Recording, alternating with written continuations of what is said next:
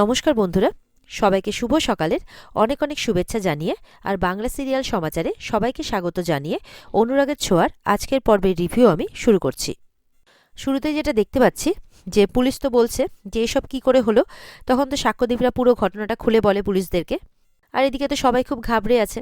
তখন সবাই সবাইকে বোঝাচ্ছে যে কিচ্ছু হয়নি, আমরা সবাই সেফ আছি, সবাই ভালো আছি, এখন এই সমস্ত নিয়ে ভাবনা চিন্তা করে কোনো লাভ নেই। চারু তো সমানে কেঁদে যাচ্ছে, খুব ভেঙে পড়েছে। তখন সাক্ষ্যদীপ বলছে, চারু সামনে তো একটা অনুষ্ঠান আছে, আমরা তো গিয়ে পার্টি করব, কত মজা করব, এখন এসব নিয়ে মন খারাপ করে কোনো লাভ নেই। এরপরে সবাই মিলে ক্যাব বুক করতে থাকে বাড়ি ফেরত যাওয়ার জন্যে। ওদিকে রূপা কিন্তু সমানে মনে করার চেষ্টা করছে যে লোকটা কে, কোথায় দেখেছে।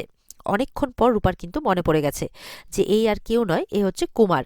তখন কুমার বলে চিৎকার করে ওঠে রূপা, বলে যে কুমার, ও হচ্ছে কুমার, এতক্ষণ পর আমার মনে পড়েছে, ও কুমার ছিল, আমি হসপিটালে যাকে দেখেছিলাম, এই সব কিছু কুমার করেছে। তখন এই কথাটা শুনে দীপা, সূর্য এরা তো খুব অবাক হয়ে যায়। দীপা তো মানে ভয় পেয়ে যায় খুব, এতদিন পর কুমার এখানে কি করছে মুম্বাইতে। সূর্য মনে মনে ভাবছে, রূপা কি সত্যি কুমারকে দেখেছে? কি করতে এসছে ও মুম্বাইতে? আর এই গাড়ির ব্রেক ফেলটাকে ও করেছে, নাকি রূপার কোথাও ভুল হচ্ছে, এমনটা ভাবছে সূর্য। তখন সাক্ষ্যদীপরা জিজ্ঞাসা করছে যে কে কুমার। তখন দীপা বলছে আমাদের পুরনো শত্রু। এদিকে কুমার তো খুব রেগে গেছে, খুব জিনিসপত্র ছোড়াছড়ি করছে, যেহেতু তার প্ল্যানটা সাকসেস হয়নি।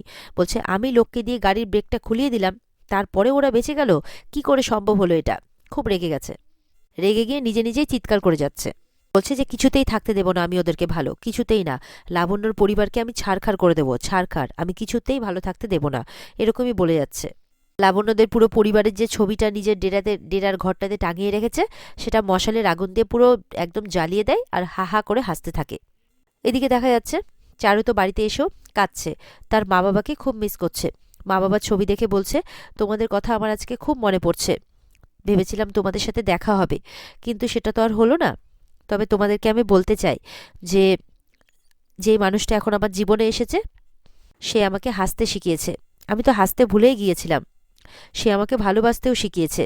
হ্যাঁ, মানুষটা একটু খিটখিটে, কিন্তু মনটা অনেকটাই বড়। আর এই করতে করতে সাক্ষ্যদীপ চলে আসে আবার চারুর কাছে।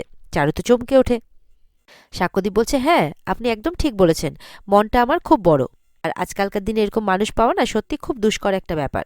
এরপর তো সাক্ষ্যদীপ চারুর মা বাবার ছবিটা হাতে নিয়ে তার মা বাবার সাথে কথা বলে যাচ্ছে যে এই যে আপনাদের এই যে মেয়েটা, এই মেয়ের জন্য আপনারা যে আমাকে পেয়েছেন, পুরো টর্চ দিয়ে খুঁজলেও কিন্তু এরকম জামায় পেতেন না। আর আপনাদের মেয়ে যত ছিচকাদুনে, এখনকার দিনে ছেলে ছোকরারা কেউ সামাল দিতে পারবে না, একমাত্র আমি ছাড়া। আপনারা যেরকম আপনার মেয়েকে আগলে রেখেছিলেন, সেরকমভাবে আমিও আপনাদের মেয়েকে আগলে রাখবো। এইভাবেই তো সাক্ষ্যদীপ বিভিন্নভাবে চারুর মনটা ভালো করার চেষ্টা করছে। এরপরে চারুর ফটোটা নিয়ে বলছে আপনি জানেন না যে কারো জিনিস না বলে নিতে নেই। তখন সাক্ষ্যদীপ বলছে ও আচ্ছা আচ্ছা, তার মানে আপনার মা বাবা কি আমার মা বাবা নয়? বলে আপনি এখন সব কিছু নিয়ে ঠাট্টা করবেন? বলে না, একদমই নয়, এনারা সবসময় আমার মনের মধ্যেই থাকবেন। সাক্ষ্যদীপ বলছে চারুকে যে বাবা মাকে খুব মিস করছেন, তাই না? ওদিকে কিন্তু সাক্ষ্যদীপের মাও এসে হাজির হয়েছে ঘরে। বলছে আমাকে কি কেউ মিস করছে? এই ভালোবাসার মাঝে তো আমাকে সবাই ভুলেই গেছে মনে হচ্ছে। সাক্ষ্যদীপ তো তখন তার মাকে দেখে চমকে ওঠে পুরো। সাক্ষ্যদীপ বলছে হ্যাঁ মা, তুমি তো আছোই, তুমি পুরো ঝলমল করে আছো, জলজল করে আছো। বলে হ্যাঁ, সে তো আমি একটু রঙিন, আমি আছি, ঠিক আছে, কিন্তু এই যে আমার ছেলেটার সাথে যার বিয়ে হচ্ছে, সে তো আমাকে একদম পাত্তাই দিচ্ছে না। চারু তো হাসছে। সাক্ষ্যদীপের মা বলছে আমি এত একটা সিরিয়াস কথা বললাম আর তুমি হাসছো? সাক্ষ্যদীপ বলছে আসলে ও তোমাকে বুঝে গেছে মা। তখন সাক্ষ্যদীপের মা বলছে হ্যাঁ, আমিও তোকে খুব ভালো করে বুঝে গেছি। এতদিন যে একদম মা মা করতিস, এখন একদম শট করে ঘরের মধ্যে ঢুকে যাচ্ছিস, আর একদম মাকে ভুলেই যাচ্ছিস। সাক্ষ্যদীপ তো লজ্জা পেয়ে যায়। সাক্ষ্যদীপের মা চারুর জন্য কিছু জামা কাপড় আর গয়না নিয়ে এসছে, আর সাক্ষ্যদীপকে বলছে যেতে, চারুর সাথে কিছু প্রাইভেট কথা আছে। সাক্ষ্যদীপ যেতেই সাক্ষ্যদীপের মা বলছে চারুকে, চারু তো একটু ভয় পেয়ে আছে, বলে না না, ভয় পেও না, আমি যেটা বলছি সেটা হচ্ছে তুমি আমার ছেলেটাকে মন থেকে মেনে নিতে পারবে তো, ভালোবাসতে পারবে তো, সারা জীবন থাকতে পারবে তো ওর সাথে? তখন চারু বলছে ভগবান আমাদের দুজনকেই নতুন জীবন শুরু করার একটা সুযোগ করে দিয়েছেন, আর এটা আমি অবশ্যই করব। সাক্ষ্যদীপের মা বলছে আমার ছেলেটা জীবনে অনেক কিছু সহ্য করেছে, পারবে তো সবসময় ওর পাশে থাকতে? চারু বলছে হ্যাঁ পারবো। বলছে ওকে ভালোবাসতে পারবে তো জীবনের শেষ দিন পর্যন্ত? চারু বলছে হ্যাঁ পারবো। সাক্ষ্যদীপের মা শুনে খুশি হন। এরপরে সাক্ষ্যদীপের মা চারুকে আশীর্বাদ করেন যে তোমরা দুজনে খুব ভালো থাকো। এরপরে সূর্য দীপাকে সেই হসপিটালে নিয়ে এসছে, যেটা সূর্য দীপার নাম দিয়ে খুলেছে। এবার দীপা তো সেই কুমারের কথাই ভেবে যাচ্ছে। সূর্য বলছে ভয় পেও না, এখানে এখন কেউ নেই। আর সেখানে কোনটা অক্সিজেন রুম, কোনটা বাচ্চাদের রুম, সব কিছু ভালো করে দেখিয়ে দিচ্ছে সূর্য দীপাকে। এদিকে দেখা যাচ্ছে সূর্য যখন দীপার সাথে কথা বলছে, তাদের পেছনেই একজন পেশেন্ট সেজে, একজন পরিবারের লোক সেজে কিন্তু বসে রয়েছে। তারা কিন্তু কুমারেরই লোক, তারা কিন্তু সব কথা শুনছে সূর্য আর দীপার। সূর্য বলছে, আমি ভেবেছি এই হসপিটালের পাশেই একটা রেসিডেন্সি বানিয়ে নেব, আমার আর তোমার বার্ধক্যটা এখানেই কেটে যাবে খুব সুন্দর করে, কেমন হবে বলো তো? তখন দীপা বলছে, আর সোনারূপা বলে, দেখো ওদের তো নিজের নিজের লাইফ আছে না, ওরা তো নিজের নিজের লাইফে সেটেল হয়ে যাবে, আর থাকলে থাকবে, আর যদি না থাকতে চাই তাহলে আমরা দুজন তো আছি। দীপা শুনে খুশি হয়, কিন্তু দীপা গতকালকের ইনসিডেন্টটা কিন্তু ভুলতে পারেনি। বলছে যে কাল কত কিনা হয়ে যাচ্ছিল আমাদের সাথে, ভগবানের আশীর্বাদ যে আমরা সবাই ভালো আছি। এরপরে দীপা কুমারকে নিয়ে ভাবলে। সূর্য বলছে, সেটা তো রূপার মনের ভুলও হতে পারে। দীপা বলছে, এত বড় ভুল? সূর্য বলছে, যদি সত্যি সেটা কুমার হয়েও থাকে, তাহলে তো আমরা বলছি যে আমরা কখনো কেউ কাউকে ভুল বুঝবো না, তাহলেই কুমার আমাদের কোনো ক্ষতি করতে পারবে না। সূর্য দীপাকে বলছে যে তোমার নামেই তো হসপিটালটা, তাই তোমাকে যতক্ষণ না দেখাতে পাচ্ছি, বলতে পাচ্ছি, ততক্ষণ আমার মনের ভিতরটা কেমন করছে। দীপা তখন বলছে যে আমি একটু বাচ্চাদের রুমে যেতে পারি? বলে, হ্যাঁ হ্যাঁ যাও না। এরপরে মানে দীপা আর কি বাচ্চাদের রুমে যায়। দীপা বাচ্চাদের কেবিনে গিয়ে বাচ্চাদেরকে বলছে যে তোমরা কোনো চিন্তা করো না, তোমরা খুব তাড়াতাড়ি সুস্থ হয়ে উঠবে, আর ভগবানের কাছে প্রার্থনা করছে যাতে এই বাচ্চাগুলো খুব তাড়াতাড়ি সুস্থ হয়ে তাদের মায়ের বুকে ফিরে যায়। এরপরে সূর্য আর দীপা শপিং মলে চলে যায় বিয়ে উপলক্ষে কেনাকাটা করতে। কুমার কিন্তু সব জায়গাতে নিজের স্পাই লাগিয়ে রেখেছে সূর্য দীপার পেছনে, কখন কোথায় কি করছে, কোথায় যাচ্ছে, সবকিছু নজরে রাখছে। এদিকে তো এঙ্গেজমেন্ট উপলক্ষে সাক্ষ্যদীপ একদম সেজেগুজে রেডি, বাড়িঘর সুন্দরভাবে সাজিয়ে লোকজন সবাই এসে পড়েছে, সবাই খুব আনন্দ করছে। কিছুক্ষণের মধ্যে চারুকেও সাজিয়ে নিয়ে চলে আসা হয়েছে, একদম সুন্দর একটা লাল ড্রেসে সেজে নিয়েছে চারু, দেখতে খুব মিষ্টি লাগছে, খুব সুন্দর লাগছে।